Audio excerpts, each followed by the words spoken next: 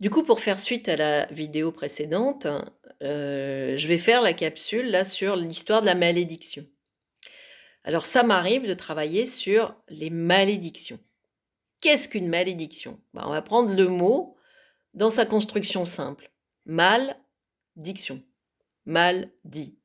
Une malédiction, c'est quelque chose qui est dit de manière soit avec une idée négative de faire du mal, soit simplement qui a été maladroitement dite. Ça a à peu près la même action, hein. Bon, peut-être ça a plus de puissance quand, il y a quelque chose qui est dit avec l'intention de nuire, mais parfois, même s'il y avait pas l'intention de nuire, mais ça a été maladroit, eh bien ça va avoir une portée, de type négatif, malédiction.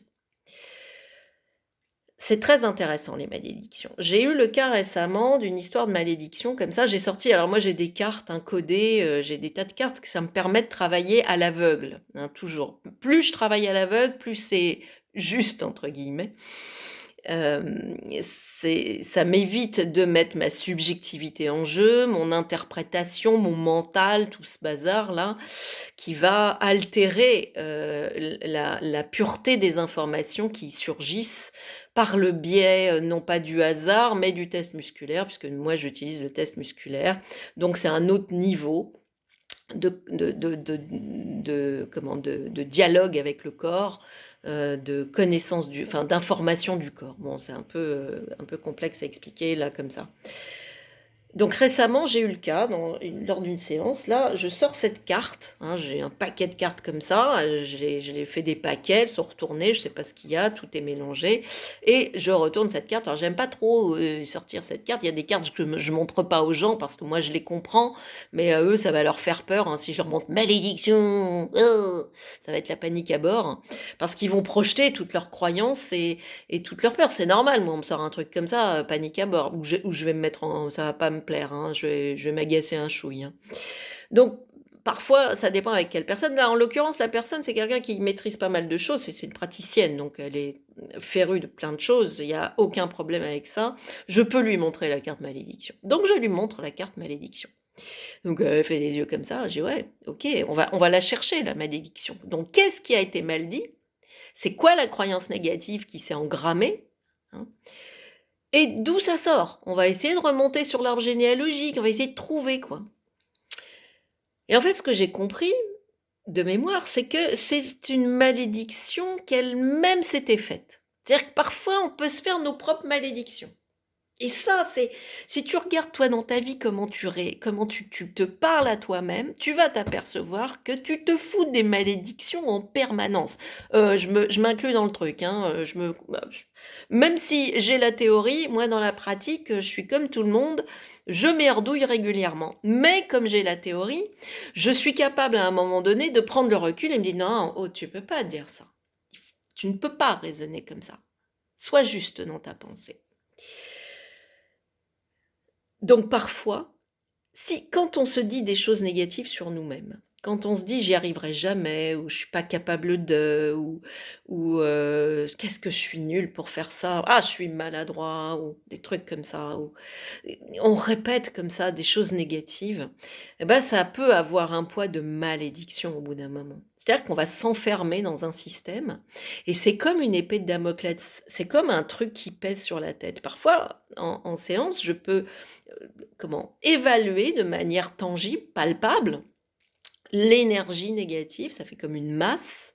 Il y a un poids, il y a un champ d'informations, un champ qui va modifier mes informations, qui va empêcher, que l'information positive puisse atteindre, sa destination, comme un filtre, hein. C'est intéressant ça, hein, comme un filtre.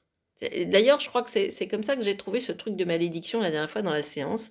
C'est que je me suis aperçue qu'il y avait comme quelque chose qui empêchait l'information de passer.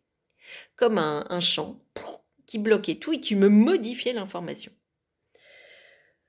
Donc c'est important de prendre conscience de ça. Et parfois, effectivement, malédiction, je peux avoir quelque chose qui remonte dans la généalogie. On voit ça en psychogénéalogie notamment. Travaille là-dessus. Il faut lire le bouquin d'Anne Ancelin Schunsen-Berger, Aïe mes aïeux. Elle donne des exemples de malédictions extrêmement intéressants. Et donc moi, en kinésiologie, bien sûr, comme j'explore la notion de transgénérationnel, de mémoire cellulaire, mémoire transgénérationnelle, il m'arrive, dans des cas de malédiction, de trouver l'élément émetteur de cette malédiction dans l'arbre généalogique. Ça ne veut pas dire que c'est vrai, moi je me déplace dans un système de croyance, hein. Moi je m'en fous de la vérité. Moi ce qui m'intéresse, c'est quel résultat et comment on peut modifier le résultat pour aller vers un mieux-être. C'est tout. Je suis pas là pour dire ça s'est passé, votre aïeul il a fait ça. Non.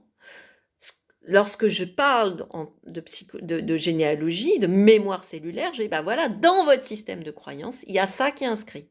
Et ça, il faut qu'on le modifie parce que ce truc inscrit, par exemple, cette malédiction qui est inscrite, dont on trouve la trace dans votre système de croyance, elle a des conséquences dans votre vie aujourd'hui. Elle a un impact, et un impact nocif. Il faut qu'on fasse une mise à jour là-dessus, il faut qu'on actualise les datas. Donc ça m'arrive effectivement de remonter dans un arbre généalogique par rapport à cette malédiction. On peut aussi avoir... donc pareil, ça va être la même chose. Ça peut être dans la mémoire transgénérationnelle une espèce de fatalité dans l'inconscient collectif familial qui fait qu'on ne se donne aucune chance pour sortir de sa condition sociale, sentimentale. On reproduit des schémas, ça peut être quelque chose comme ça, par exemple. Hein, pas nécessairement avec l'intention de nuire.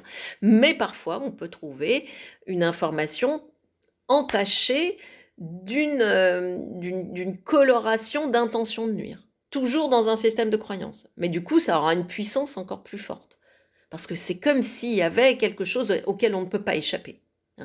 La notion de malédiction dans notre culture, elle a un aspect inéluctable. Je ne peux pas y échapper. C'est de la magie noire. Je ne peux pas y échapper.